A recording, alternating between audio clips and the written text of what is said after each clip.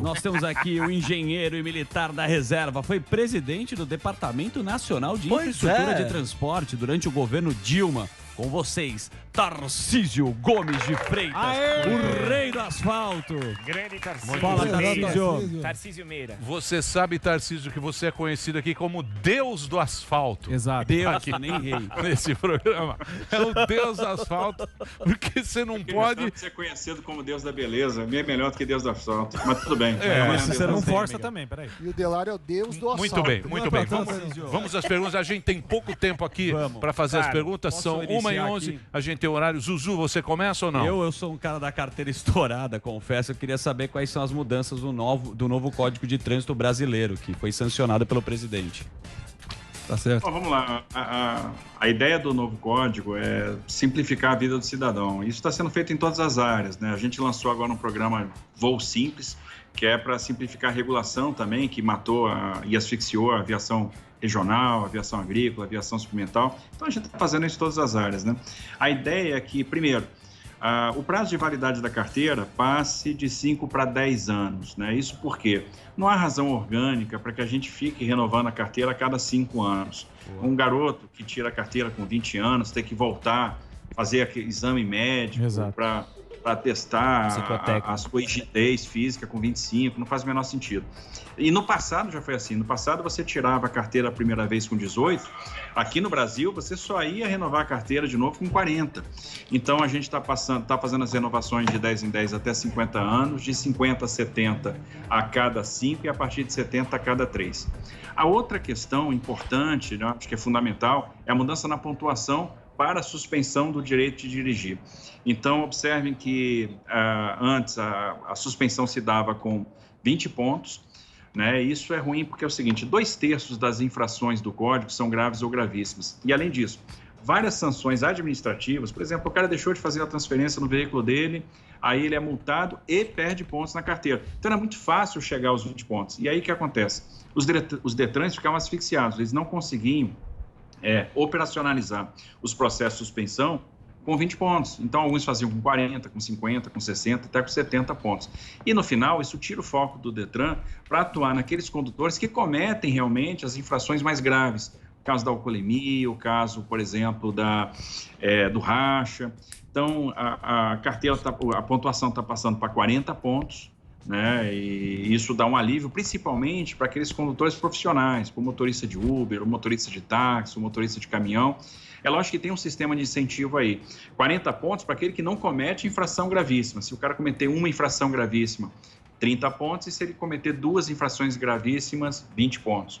Agora, em contrapartida, a gente está diminuindo a quantidade de recursos para aquelas penas, para aquelas infrações mais graves, né? Então, vai ser mais rápido tomar a carteira de quem foi pego, por exemplo, no bafômetro com alcoolemia ou quem praticou racha. E para quem comete aquelas infrações leves, ele vai ter um tempo maior, né, uma quantidade de pontos maior, e isso vai trazer um alívio aí, porque muitos profissionais, a gente conversa muito com os caminhoneiros, a gente percebe isso, ficavam angustiados. Puxa, será que eu vou perder minha carteira? Se eu perder minha carteira, vou perder minha carteira de trabalho, eu não vou ter como levar o sustento para minha casa. Então, essa foi a sensibilidade do presidente, e por isso que foi proposta essa mudança. Eu acho que são as 2 mudanças fundamentais no Código de Trânsito. Boa. Fora a questão de digitalização de documentos, você sai de casa agora com um celular, por exemplo, na mão, porque CRLV, CNH, tudo digital. Hoje já tem o Pix mesmo, ele vai poder pagar as contas com o celular, então a digitalização entrou bastante aí no nosso ministério. Ô, ministro, eu vou fazer uma pergunta para você aqui a respeito da malha ferroviária brasileira, né? A nossa presidenta Dilma entrou com o trem-bala, que ia ficar pronto até na época época da Copa, e queria saber se o senhor aí gostaria de retomar esse projeto, se vai ficar com o Estado ou se vai fazer algo aí já privatizado para ver se vira de uma vez, né? Porque a gente sabe que o Estado demora muito para construir essas coisas aí. E como que tá o lance do trem-bala aí? Não tá. A gente não está trabalhando com trem-bala, assim, esse projeto está enterrado, a gente não vê viabilidade financeira nele. Então, onde é que a gente está atacando e resgatando a malha ferroviária? Na carga, né? Que é uma coisa fundamental. Um dos objetivos nossos é reequilibrar a matriz de transportes. Então, a gente tem uma participação ainda pouco expressiva do modo ferroviário na matriz, 15% apenas, é uma prevalência aí do transporte rodoviário. E nós estamos fazendo muitos investimentos. Hoje a gente já tem praticamente contratados 30 bi de investimentos, notadamente investimento privado, e a gente deve bater aí, até o final do mandato do presidente, superar a casa dos 50, 60 bilhões. Então, a gente vai dar um impulso no sistema ferroviário. O que está acontecendo? Licitamos a Ferrovia Norte-Sul, 2,8 bi de investimento, ano que vem ela está completamente operacional, então vamos ter uma espinha dorsal ferroviária desde o Porto de Itaqui até o Porto de Santos. Nós estamos fazendo a obra da FIOL, devemos licitar e conceder para a iniciativa privada o primeiro trecho da FIOL no início do ano que vem. Estamos trabalhando na concessão da Ferrogrão, prorrogamos o contrato da Malha Paulista com uma contrapartida forte de investimentos. Vão ser 6 bi de investimento nos próximos 5 anos. Ótimo. E a gente dobra a capacidade da Malha Paulista. Estamos pensando na extensão da Malha Norte. Em novembro, a gente assina um contrato para a construção da Ferrovia de Integração do Centro-Oeste. E no final, nós vamos criar um grande corredor leste-oeste, desde Água Boa, no Mato Grosso, até o Porto de Ilhéus, na Bahia. Então, o que a gente está fazendo? A gente está dando opção ferroviária para o setor produtivo. Nós vamos ter várias ligações com portos por ferrovia. Então, esse aumento de oferta vai ter uma repercussão imediata no frete. A gente deve ver esse frete mergulhando aí 25%, 30% num primeiro momento, e lá na frente a gente vai ter uma redução ainda mais expressiva. Ótimo. E isso, obviamente, acaba pautando os outros modos de transporte também. Então, a gente vai equilibrando a matriz, lançamos o programa de cabotagem para também impulsionar esse modo de transporte que ainda tem uma participação muito tímida, apesar da nossa extensa costa. Então, um dos objetivos da política é esse reequilíbrio da matriz. Agora, realmente, estamos focando carga, que é o que a gente tem que fazer nesse momento. Exato. A infra para o agronegócio, né, ministro? Que é o que toca o Brasil, né? Sim. O que toca o Brasil é os caras aí do interior, é um agronegócio. Agora, você não acha também que isso aí é pouco divulgado, eu acho, é pouco falado, né? Porque, o agronegócio, o agricultor brasileiro é top em tecnologia, em tudo, no mundo inteiro. É um negócio forte. E a gente tem... Não é valorizado. Não sei se é valorizado. É demonizado também. Eu acho que é um problema de comunicação aí do governo, né? Eu não sei o que é, onde é que está esse problema, porque eu acho que o homem do campo brasileiro é um dos tops do mundo, a nossa agricultura é grande, tanto é que você está fazendo o trabalho para escoar a produção, para baixar o custo, para a gente poder vender e exportar para o mundo inteiro. Eu acho que isso aí que é a pega. Mas por que você acha que tem esse problema de comunicação do agro, que fica essa treta de queimada, de que o cara ele está destruindo a natureza? Por que tem isso, ministro? Boa pergunta. Eu acho que se a gente soubesse, a gente resolvia esse problema. Eu não sei. O fato é que... Mas você está completamente certo, Emílio. O que acontece? Nós temos um Código Florestal que é super rigoroso, um agro que é super competitivo. Como é que o agro cresce? Cresceu porque está investindo em tecnologia. A gente teve uma Embrapa aí criada na década de 70, que no final das contas impulsionou as escolas de agronomia no Brasil, impulsionou a pesquisa. É interessante, a gente vai no Mato Grosso hoje, o pessoal planta em cima da palhada. Então, por exemplo, fica aquela matéria orgânica por cima. Então, é um negócio super sustentável, né? E quando chega a época da colheita, é uma máquina colhendo e a outra já plantando na sequência. É um negócio impressionante o nível de eficiência, né? A forma como eles injetam o fertilizante de forma pontual, de acordo com a necessidade do solo, a questão da irrigação, como funciona. Então, a gente atingiu um nível de produtividade altíssimo. A gente chega a produzir 75 sacas por hectare de soja no Mato Grosso, contra 50 sacas por hectare nos Estados Unidos. Isso é tecnologia na veia, né? E respeitando o meio ambiente. E a gente tem uma capacidade de expansão de produção enorme, tem muita área no Brasil que ainda não está explorada, que a gente vai aumentar a produção sem derrubar uma árvore. Então, é um agro que hoje é extremamente sustentável pela forma como ele se aparelhou, como ele absorveu tecnologia, e nos cabe realmente proporcionar logística para acabar com aquela máxima, olha, somos eficientes da porteira para dentro e não somos eficientes da porteira para fora. É isso que a gente vai acabar. Nós vamos ser eficientes da porteira para fora também, para trazer competitividade, porque esses caras do campo merecem, né? Esses caras que desbravaram aí o Mato Grosso, foram corajosos, né? Deram a cara a tapa, trabalham de sol a sol, tem orelha queimada. Então, é gente simples que entendeu a terra, que trouxe tecnologia. Você entra num trator daqui, tive a oportunidade de entrar lá no Mato Grosso agora, né, no plantio. Pô, o negócio é sofisticado pra caramba, cheio de botão, joystick e tal. Então, é tecnologia na veia. O que esses caras estão fazendo é tecnologia na veia, de ponta. E nós temos o agro mais sofisticado e mais eficiente do planeta. Exatamente. E pouco a gente vê pouco aqui isso. A gente vê pouco no Brasil. O agro é uma das poucas áreas que a gente realmente briga com os grandes exportando tecnologia. Ministro, parabéns pelo trabalho. Acho que você é um dos ministros, se não for o mais bem avaliado, um dos mais, inclusive pela oposição. Agora, uma questão de infraestrutura que a gente tem que tocar é as privatizações, né? Tinha um plano do governo quando entrou de privatizar. Esse plano não foi concluído. Não estou falando que é culpa de X ou Y. Tá tocando o celular de alguém. Esse plano não foi concluído. E não por culpa de X ou Y. Ele pode não ter sido concluído justamente porque o Congresso é difícil. Mas, de fato, o que a gente pode pensar de privatizações de infraestrutura, aeroportos, rodovias, a ferrovia, porque o endividamento público preocupa bastante. Grande Ale. Preocupa, Sami. E assim, a gente tem que dar o tempo todo a sinalização correta para o mercado, né? E o compromisso com a solvência é fundamental. Foi esse compromisso que garantiu que a gente experimentasse uma rota descendente de juros. Nós chegamos com um juro de 2%, que é uma coisa inimaginável há algum tempo atrás. Então, isso só que tem um problema esses juros de 2%, ministro. Juros de 2% é o imediato. Se olhar juros futuros, está todo mundo negociando a 9%, porque vem risco do governo. Desculpe te interromper. Isso. Não, você tem toda a razão, Sami. Por isso que a gente tem que dar a mensagem correta. Eu acho que o que está faltando um pouco nosso de clareza na comunicação, que há esse compromisso. Então, houve um descontrole de preço futuro. Por isso que a curva de juro longo explodiu, né? E a gente tem que manter esse juro baixo no curto prazo, porque isso é muito bom para quem vai investir em infraestrutura. Nós fizemos aí 32 leilões de concessão até agora, leilões bem-sucedidos. Então, leiloamos ferrovia, leiloamos arrendamentos portuários, o último agora no Porto de Santos, 2 terminais de celulose, leiloamos rodovias, continuamos a estruturação, não paramos nada durante a pandemia. Então, hoje a gente tem 34 ativos em análise no Tribunal de Contas da União que vão virar leilões em breve. Então, já está no gabinete do ministro relator o leilão da Ferrovia de Integração Oeste-Leste, já tivemos uma reunião muito boa recentemente.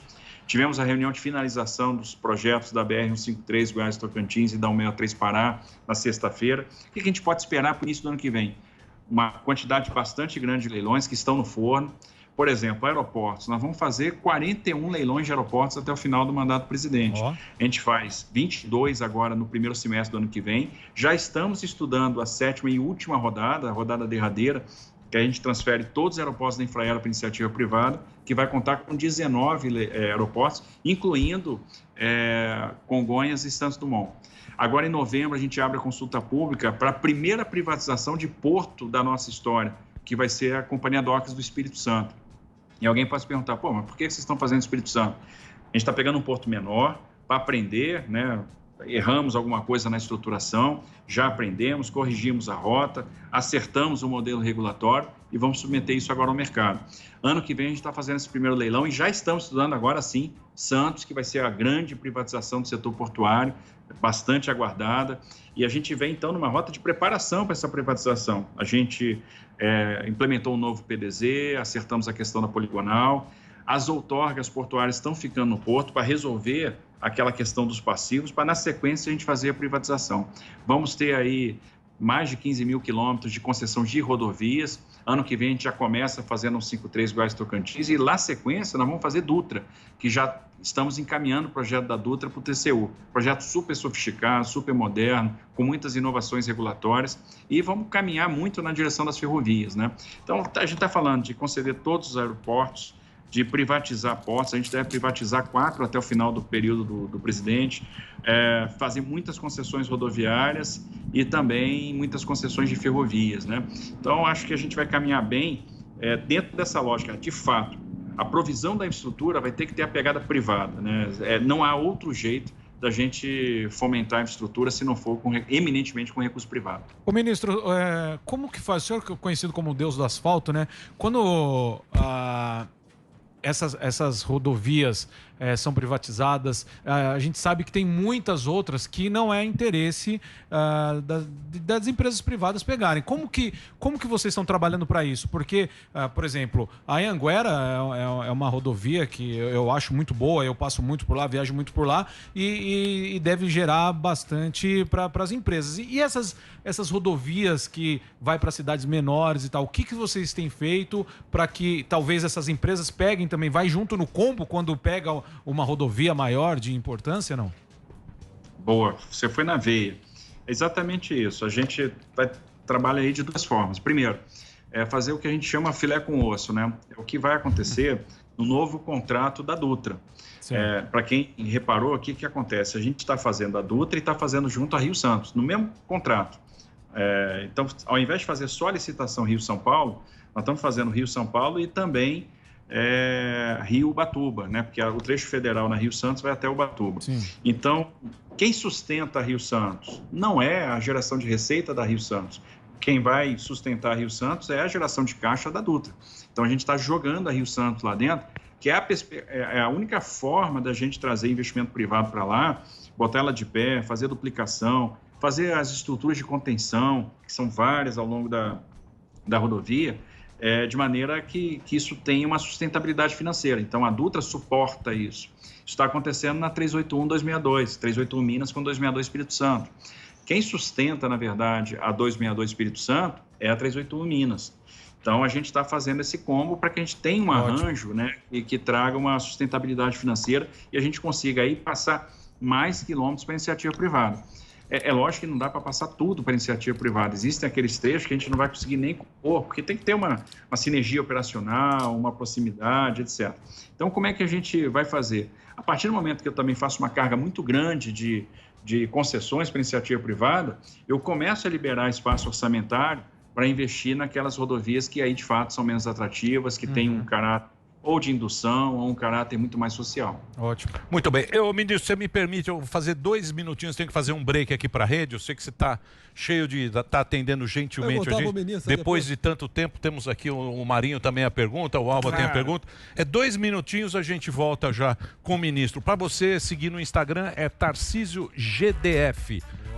@TarcísioGDF no Instagram e no Twitter também. Você entra lá para acompanhar o trabalho do ministro. Já já a gente volta aqui na Jovem Pan. Muito bem, estamos de volta aqui no Pânico na Jovem Pan, para você que está na rede Jovem Pan, para você que está na Panflix. Estamos conversando com o ministro Tarcísio Gomes de Freitas, o nosso ministro da Infraestrutura. Quem tem pergunta é o Marinho. Tem pergunta, Marinho? Prezado. É o presidente. Prezado Tarcísio, satisfação estar aqui contigo. Meu contemporâneo de Academia Militar das Agulhas Negras, tá certo? Olha só, como tu bem sabe, eu sou o técnico da nossa equipe. Você, o cérebro ali na volância, você só no toque me voa, na distribuição. A logística é com você mesmo. Gostaria de saber, sem puxar meu saco aí, senão vai tomar um pontapé, como tu bem sabe aí, tá certo?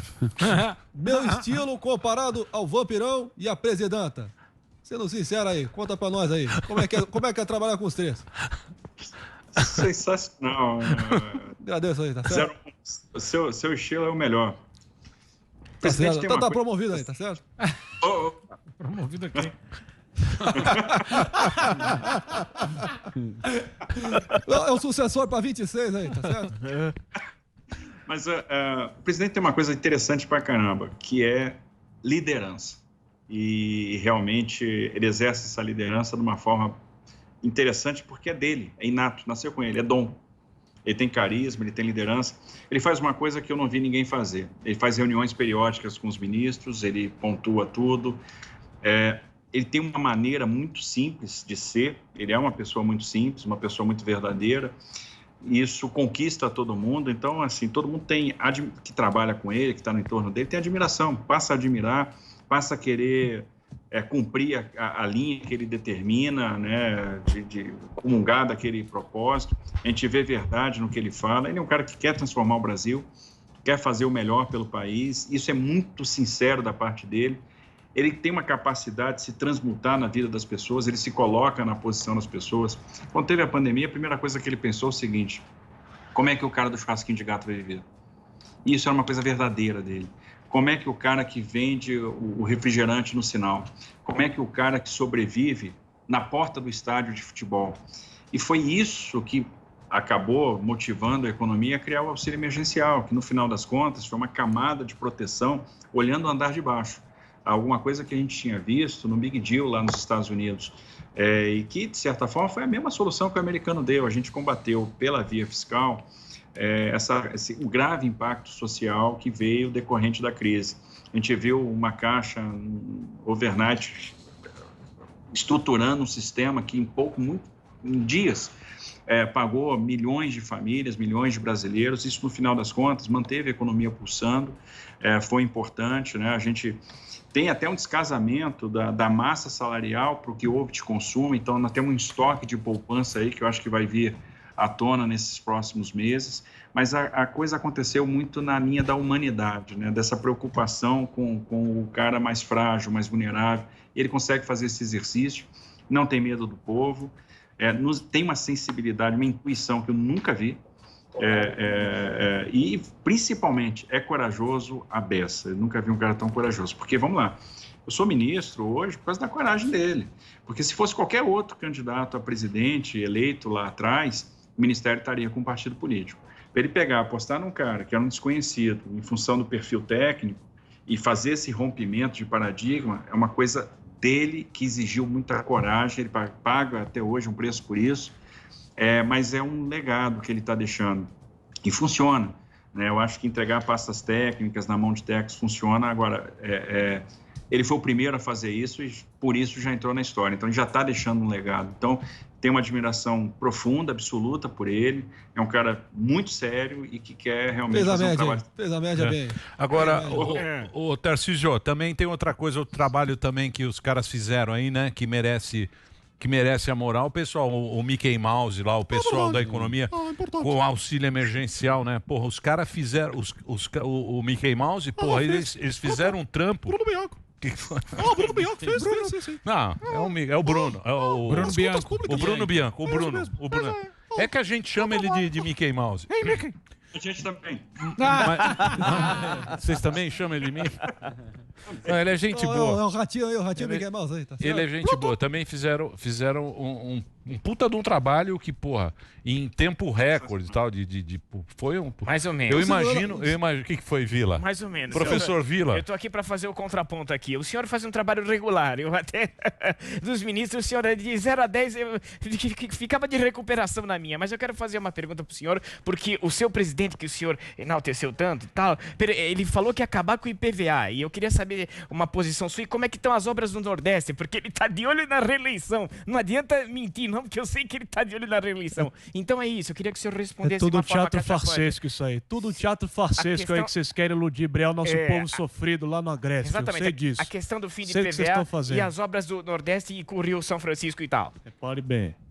Vamos lá, o IPVA é um imposto estadual, né? Então o governo federal não pode fazer... Não existe caridade com chapéu alheio, né? A gente não pode criar uma legislação para eliminar um tributo que não está na esfera de competência federal. Então, não há o que fazer. O governo está encaminhando uma proposta de reforma tributária. O sistema tributário brasileiro é uma loucura, né? A ideia é simplificar. Essa simplificação, de certa forma, vai trazer a desoneração de alguns setores. Então, está se falando em diminuir imposto de renda, está se falando em unificar tributos, em tornar a coisa mais simples, em desonerar a folha. A desoneração da folha é uma coisa fundamental para que a gente possa retomar a geração de emprego de forma muito forte, muito consistente. O olhar para o Nordeste é um olhar necessário. Observe, tem uma prioridade que está na pasta do Rogério Marinho, né, que é a questão da segurança hídrica. Entregar a segurança hídrica para o Nordeste é entregar prosperidade.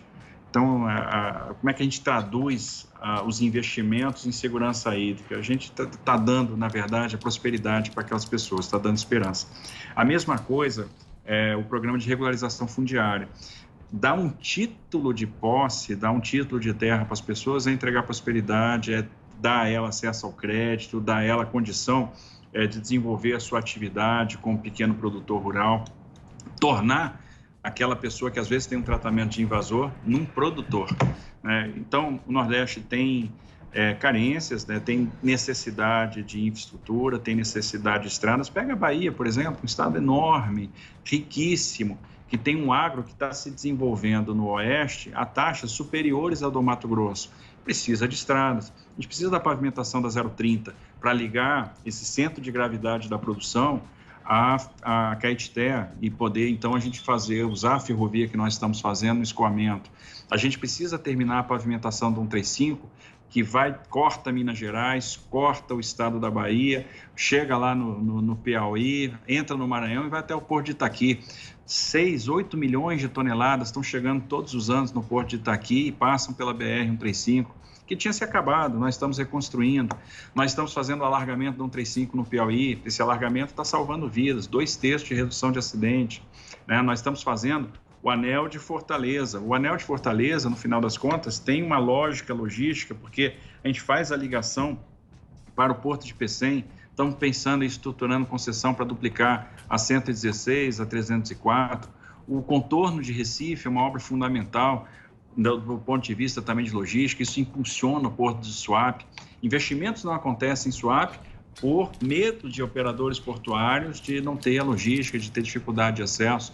Então, é fundamental. A Transnordestina foi retomada, pouca gente sabe que a Transnordestina hoje está em obras no estado do Piauí, no estado do Ceará. Nós temos quase 1.000 pessoas hoje trabalhando nessa ferrovia, e isso vai induzir desenvolvimento. A gente vai aproveitar um potencial mineral, um potencial agrícola e também fazer uma ligação com o porto. Então, no final das contas, a gente está falando de integrar a região Nordeste ao resto do Brasil, né, em termos de logística, e tornar despertar potenciais, porque existe muito potencial econômico, né, trazendo a água e trazendo a logística. Então, isso vai fazer florescer também o agro naquela região, vai fazer florescer a indústria que vem na sequência, no ato contínuo. E aí são questões de Estado, né? Eu acho que a grande vantagem, a grande diferença do governo Bolsonaro para outros que passaram a encarar essas questões como questões de Estado, que merecem ter a continuidade. Nós só estamos plantando as primeiras sementes que vão germinar, vão dar frutos e vão trazer prosperidade. Ô, ministro, vou fazer um desafio aqui, eu quero apostar agora. Olha lá. Quando é que você vai terminar o rodoanel do Dória? Dória. Não, como você bem disse, é do Dória, então tem que terminar. Não, quando é que já que você está com tanto número na cabeça, quando é que vai terminar o rodoanel aqui? Que puta, não acaba essa obra, bicho. Essa obra é um inferno. Faz 30 anos. Oi? Se passar pra gente, a gente termina. Bateu no peito. Então, até pra complementar do Dória, né? O Dória foi o cara mais que eu vou buscar, vou privatizar a enchente, né? Aqui, até o Tom Cavalcante brincou com isso. Colocou lá a China, Dubai, trouxe essa iniciativa do investimento internacional. Vocês também têm essa parceria? Vocês também buscam investimento internacional ou é só com o Dória? Não na China, pô. Não, olha só, quando a gente pensa em fazer investimento em infraestrutura, a gente pode dividir o mercado, a gente coloca todo o mercado de infraestrutura do mundo numa folha de papel A4. E a gente dividindo essa folha em dois, numa metade eu vou ter o braço financeiro. Quem é que entra no final das contas e quem é que financia a infraestrutura? São, grosso modo, os fundos de investimento, os fundos de pensão e os fundos soberanos. Então, basicamente, fundos que estão nos de investimento dos Estados Unidos, em alguns países da Europa, os fundos de pensão, notadamente Estados Unidos e Canadá, os fundos soberanos dos países árabes e alguns fundos asiáticos, né? Então, esse é o braço financeiro. Esses caras entram com dinheiro, fazem as suas apostas e precisam de um veículo. O veículo é o operador de infraestrutura. Nós temos alguns operadores no Brasil, que são bons operadores, e nós temos muitos operadores internacionais. Também, notadamente, operadores europeus, operadores espanhóis, italianos, franceses, alemães. Alguns já estão no Brasil, como a Fraport, a ENA, a Vinci. Quando a gente pega a Eco, por exemplo, a Eco tem capital italiano, a Arteris tem capital espanhol, canadense. Então, a gente tem visto realmente os estrangeiros entrando aqui no Brasil, e a gente faz esse trabalho de divulgar o nosso portfólio de investimentos no exterior. E nós temos que aproveitar a oportunidade. Existem 17 trilhões de dólares aí que estão guardados, geralmente em títulos de tesouros, juro negativo. O investidor, nesse momento, ele procura ele tem uma atitude um pouco mais defensiva, ele está buscando estabilidade, ele está buscando contratos de longo prazo, ele está buscando perspectiva de crescimento e taxas de retorno. Nós temos tudo para dar para o investidor, nós temos essas oportunidades para o investidor. Então, nós temos aqui, primeiro, portfólio, que é fundamental. Ninguém vai investir, se estruturar para participar de leilões, para participar de uma licitação. Não, nós temos várias licitações, vários ativos que estão sendo oferecidos. E mais, quando você ganha um ativo combinando com outro, às vezes você descobre ali sinergias e isso alavanca a taxa de retorno. Nós temos excelentes ativos. Então, nós estamos leiloando Porto de Santos, nós estamos leiloando Congonhas, Santos Dumont, Nova Dutra, as rodovias do Paraná, né, que tem um estado forte em agro, rodovias que atendem setores resilientes da economia, como o setor mineral, setor do agro, ferrovias da mesma forma, né, terminais importantes para todos os multipropósitos, né? Então, nós temos excelentes ativos. Nós temos uma coisa importante que é a estruturação sofisticada. Nós aprendemos a estruturar projetos. Então, as nossas estruturações hoje são uma das mais sofisticadas do planeta. Então, eu consigo combater risco de demanda, garantir um percentual do VPL, com poupança gerada por outorga variável. Eu uso outorga variável para fazer, por exemplo, para amortecer variações cambiais. Nós temos a arbitragem nos contratos, que permite a resolução privada de conflitos. Então, os contratos estão muito bem estruturados. Nós temos funding, né, e o mercado de capitais crescendo cada vez mais, e a gente está com medidas até no Congresso para acelerar isso. Então, e a tradição de respeito a contrato. Então, nós temos tudo para trazer o investidor para cá e, com certeza, o investidor estrangeiro estará presente. Pois é. Bem didático, ministro, né, o ministro? Né? Tem pergunta, Sim, eu tenho aqui. Fala. Não, fica bom, não. Você, por favor. Arregou agora. Quem faz? Mas deixa eu fazer. Então. Não, eu queria saber como é o processo de decisão quando vocês vão asfaltar uma área ou não. A gente tem alguns fracassos históricos, como da época militar, da Transamazônica, a rodovia que leva nada a lugar nenhum. Então, como que faz isso? Né? Porque a rodovia você tem um custo, tem manutenção. Como que é feita essa decisão? Bom, primeiro, tudo que a gente faz tira a força de um plano nacional de logística. Então, hoje a gente tem um planejamento de longo prazo estruturado, né? Onde a gente está avaliando como que o Brasil está se comportando. A gente faz uma análise de origens e destinos, vê como é que isso vai se comportar do ponto de vista econômico. Então, a gente aplica os modelos econométricos para ver como é que isso vai crescer ao longo do tempo. Então, a gente está fazendo uma análise da demanda. A gente confronta isso com a oferta de transportes e vê onde é que estão os principais gargalos, para decidir prioritariamente onde é que a gente vai botar o dinheiro. E vendo, sim, questões de retorno econômico, social, etc. E tem uma questão social muito forte. Por exemplo, a gente está iniciando agora a pavimentação da 319 Amazonas, uma rodovia fundamental para aquelas pessoas que vivem na região norte, né? Então, já foi pavimentada, na década de 70 ela estava completamente pavimentada, e esse pavimento simplesmente se perdeu. E nós vamos resgatar isso. Então, quem usa, essa rodovia vai servir a carga fracionada, a carga divisível, mas principalmente aquelas pessoas que não têm como se deslocar de avião e precisam fazer esse deslocamento. Significa integrar dois estados do Brasil, Amazonas e Roraima, lá em cima, com o resto do país. Vem à tona a discussão ambiental, mas no final das contas, a melhor coisa para o meio ambiente, pode parecer um paradoxo, mas não é fazer a pavimentação, porque a gente aí não precisa mais ficar fazendo aquelas manutenções com revestimento primário, onde a gente todo ano tem que explorar uma área de jazida nova, essas jazidas vão exaurindo, a gente vai pegando material cada vez mais longe, vai degradando o entorno. Então, quando a gente faz a pavimentação, a gente vem com os dispositivos de passagem de fauna, a gente permeabiliza aquela base, a gente dá durabilidade, não precisa usar mais aquelas jazidas, recupera as áreas degradadas. E vem com um sistema de governança ambiental, porque no entorno da rodovia nós já temos unidade de conservação transamazônica mesmo, ela continua em obra. E aí, claro, a obra ela vem também acompanhando a própria demanda. À medida que as pessoas vão ocupando determinadas cidades, a obra também vai avançando. Se você falar, por exemplo, Transamazônica hoje no estado do Amazonas, ela não precisa estar toda pronta até ao extremo oeste. Mas eu preciso ligar, por exemplo, o Humaitá-Apuí e o Humaitá-Alábrea. Esses são os dois segmentos importantes. Isso já vai atender e aliviar a vida das pessoas. Então, a gente tem que verificar o que é importante naquele momento e dosando, né, isso com a disponibilidade orçamentária e financeira que nós temos. A rodovia Norte-Sul entrega o ano que vem, é isso? Exatamente, a Ferrovia Norte-Sul. Puta, é isso aí. Quantos anos está construindo essa rodovia? Ela vai do Pará até... Vai de Itaqui, no Maranhão, até Santos, em São Paulo. De Maranhão a Santos. 7 estados. São 7 estados. E passa ali por Tocantins, né? Isso aí é para escoar o agro, né? E em julho do ano que vem? Julho do ano que vem, exatamente. Ela começou a ser construída em 87. Né? E, na verdade, a primeira pessoa que pensou na Ferrovia Norte-Sul foi Pedro II.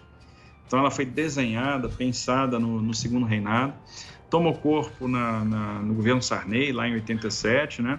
E nós estamos fechando. Fizemos o leilão ano passado do trecho de Porto Nacional para a Estrela do Oeste. Nós temos hoje as obras em franco andamento e a partir de julho do ano que vem ela vai estar completamente operacional. E interessante, embora ela tenha essa vocação para o agro, ela vai atender muito a carga geral. A gente vai começar a ver contêineres saindo de São Paulo, indo para o Centro-Oeste, indo para o Porto Seco de Anápolis e carga também containerizada, frigorificada, descendo de Anápolis e chegando ao Porto de Santos. Contêiner empilhado, aqueles contêineres double stack, né? Porque a gente já fez obras de arte especiais, pontes, viadutos, fizemos rebaixamento de linha férrea, etc. Preparamos a linha para que a gente pudesse trabalhar com esses contêineres empilhados. Pô, bacana. Ministro, posso fazer uma pergunta final? Pode fazer pergunta final aqui. Dando tons finais aí à nossa entrevista, ministro. Saindo um pouco dessa tua alçada imediata, assim, da tua área de atuação, olhando ao nível mais amplo, mais macro para o nosso Brasil, que sempre fica ali a sensação do país do quase, o eterno país do futuro. Você que é um profundo conhecedor da logística nacional, do nosso potencial enquanto nação, o que falta para o Brasil realmente bater na veia, dar certo e realmente realizar o seu potencial tão colossal que a gente sabe que está adormecido há tanto tempo ou talvez não explorado adequadamente? Como é que faz? Falta a gente tomar posse disso, né? Falta a gente se enxergar como potência, né? Falta a gente ter orgulho do que a gente é. A gente aceita determinadas coisas que não deveria aceitar. Por exemplo, o Brasil é uma potência ambiental. Ninguém pode tirar isso de nós. Observe que o Brasil tem mais de 60% de matas nativas preservadas, 84% de floresta amazônica preservada, produz tudo que produz em 26% do território, tem 44% de matriz energética renovável. Que país do mundo tem isso? Ninguém, só nós. Só nós, e ninguém vai tirar isso de nós. Isso é um legado que nós herdamos, que nós vamos cuidar e preservar. Temos um agronegócio que é eficiente, sustentável, temos um povo criativo. E agora a gente está na direção correta, né? Nós temos aqui um pensamento liberal, nós estamos construindo os pilares, né, e lançando as sementes de uma infraestrutura que vai florescer. Nós vamos deixar de ser aquele país do quase. Então falta a gente tomar posse disso, né? A gente se colocar na seguinte, ter o seguinte pensamento: olha só, eu não aceito ser parte da geração perdida, da geração que perdeu. Não, a nossa geração, a minha, a de vocês, a nossa, veio para fazer a diferença. Nós viemos para transformar e nós viemos para deixar legado. Então nós vamos construir uma coisa diferente, uma história diferente para gerações futuras, né? Nós vamos realmente fazer uma transformação. O Brasil vai caminhar na direção da sua vocação, que é ser grande. Pega os países do mundo que têm dimensão territorial continental, mais de 5 milhões de quilômetros quadrados, que tem população gigantesca, aí, acima de 200 milhões de habitantes, e PIB acima de $1 trilhão. Na interseção, você vai ter 3 países, né? Brasil, China e Estados Unidos. Então, não tem como a gente não ser grande, não tem como a gente não ser potência, a gente só precisa aceitar isso e trabalhar para isso. Não tolerar algumas coisas que aconteceram no passado. A gente tem que ser intolerante com a corrupção, a gente tem que ser intolerante com a ineficiência e dizer, pô, nós nascemos para ser grandes, nascemos para ser potência. Questão de atitude. A gente só precisa mudar a atitude, só isso. Discurso de candidato. Boa, exatamente. Discurso de candidato, hein? Não adianta falar aí. Falando bonito. Ó o Moro, hein? Discurso de candidato. 26 tá contigo, Tarcísio. Sucessor. 26 tá com cheiro tá de contigo, candidato. tá certo? Ô, ministro, obrigado por ter batido o papo com a gente. Eu sei que isso... Porque isso me dá uma liberdade danada e para a gente prover infraestrutura, uma coisa que a gente tem que fazer é dizer não. Quando você é técnico, você tem muita liberdade para isso. Isso é uma coisa que eu também não abro mão, então zero pretensão. Boa. Obrigado, viu, certo. ministro? Eu sei que você tem Até a a agenda página dois. apertada aí, mas atendeu a gente depois de 1 ano e meio te enchendo o saco. Exato. Mas mesmo isso. assim eu tenho que agradecer. Mas deu certo. Mas demos moral Agradecer. também. Isso. Obrigado. É o seguinte, Oi? primeiro, alegria grande estar aqui com pessoas que eu admiro, que sou fã. Tantas vezes assisti o programa de vocês.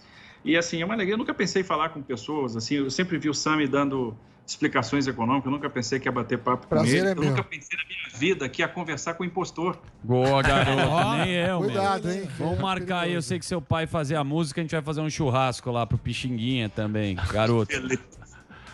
Gente, então, pô, foi um prazer enorme estar aqui, Emílio, toda a equipe, Daniel, Sami, André. Pô, foi legal pra caramba. Obrigado aí pelo carinho de vocês. Valeu, ministro. Obrigado aí, obrigado por ter atendido a gente. O Instagram do ministro é @TarcísioGDF. Para você entrar no Instagram, se quiser se comunicar pelo Twitter, é @TarcísioGDF também.